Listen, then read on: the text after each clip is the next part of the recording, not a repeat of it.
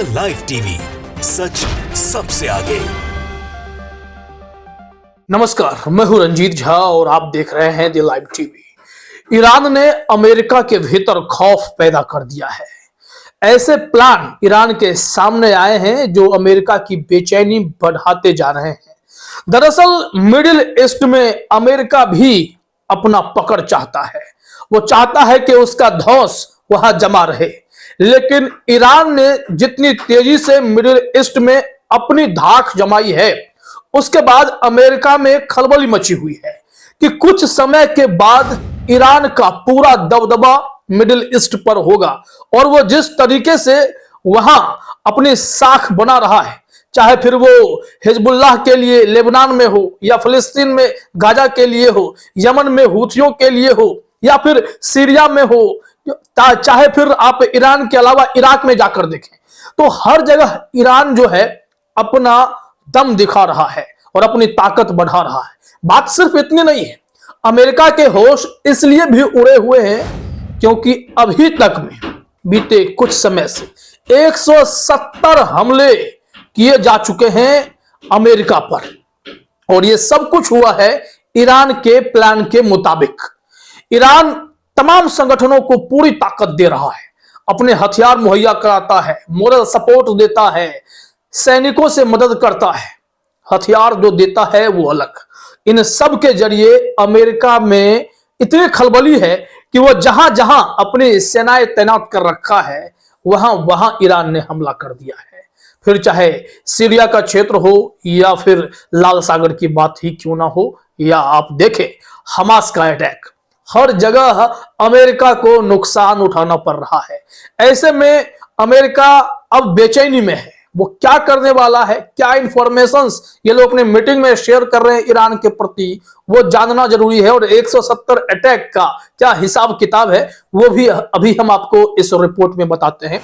Iran observer ने एक tweet किया, फिर वहीं से हमने रिसर्च करते करते उस रिपोर्ट की तलाश की कि कहां से यह बातें निकली हैं, वो भी हमें मिल गई है। लेकिन पहले ईरान ऑब्जर्वर के ट्वीट को ही देखते हैं, यहां पर क्या इंफॉर्मेशन है।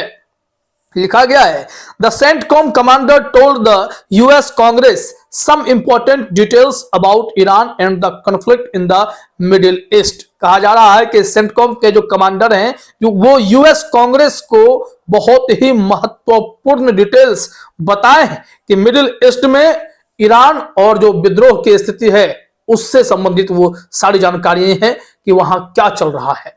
कहा जा रहा है, कुरिल्ला जो कमांडर है, Kurilla has said that Iran's production of 60% of highly enriched uranium has gone up 39% over the last year.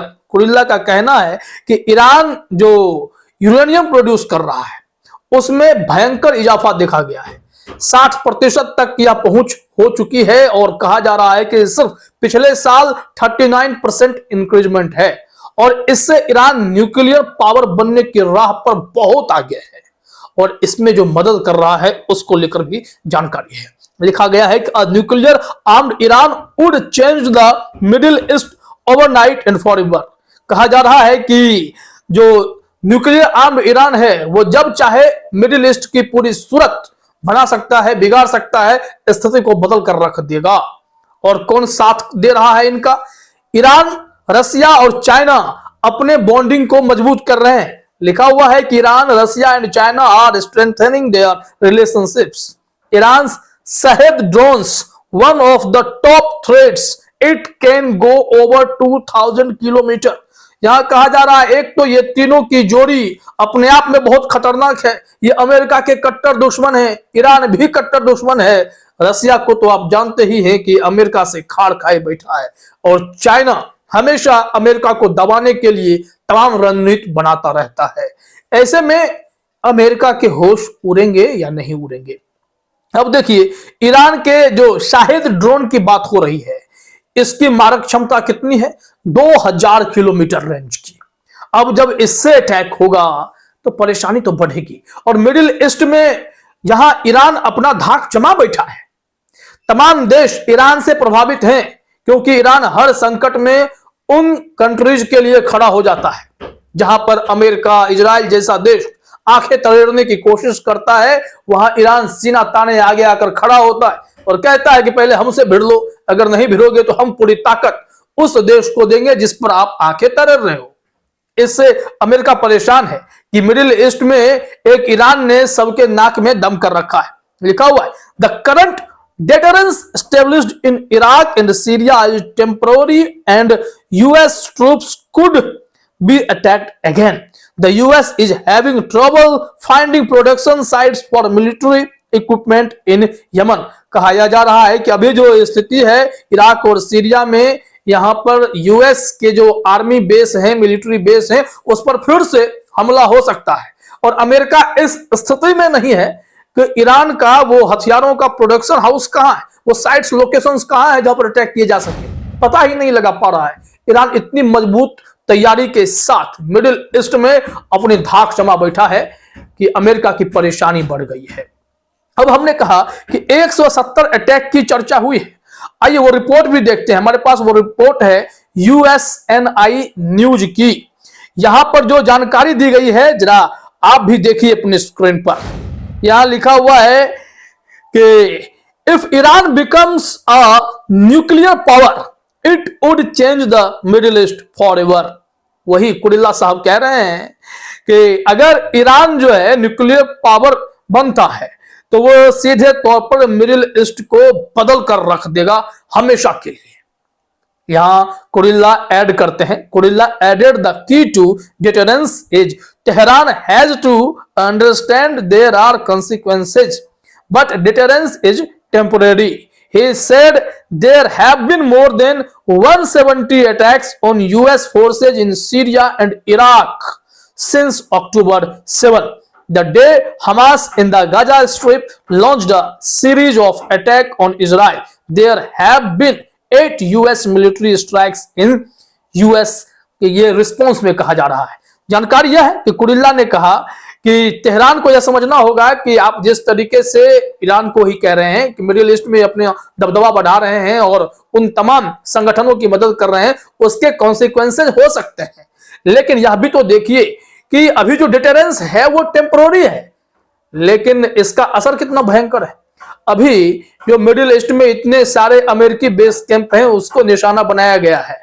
वहां 170 अटैक हुए हैं जब से गाजा ने यानी हमास ने इजराइल पर अटैक किया 7 अक्टूबर से तब तक 170 हमले अमेरिका झेल चुका है। मतलब साफ है कि अमेरिका मुसीबतें मोल ले रहा है।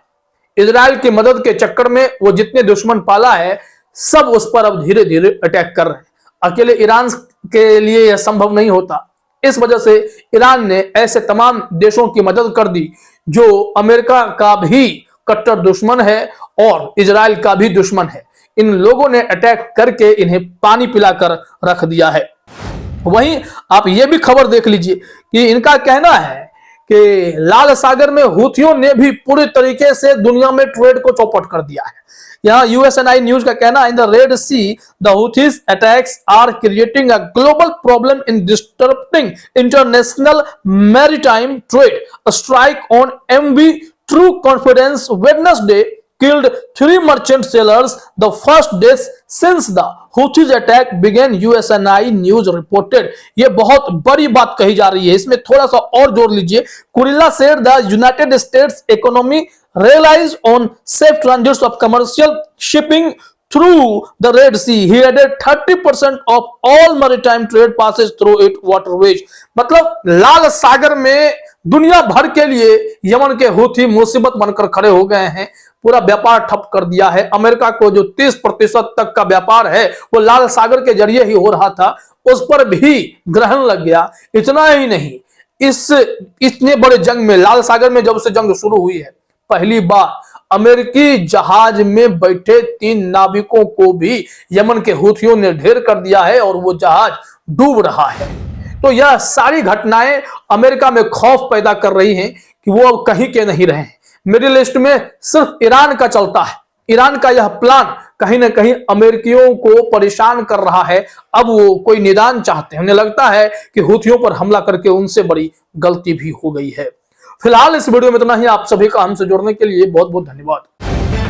द लाइव टीवी, सच सबसे आगे।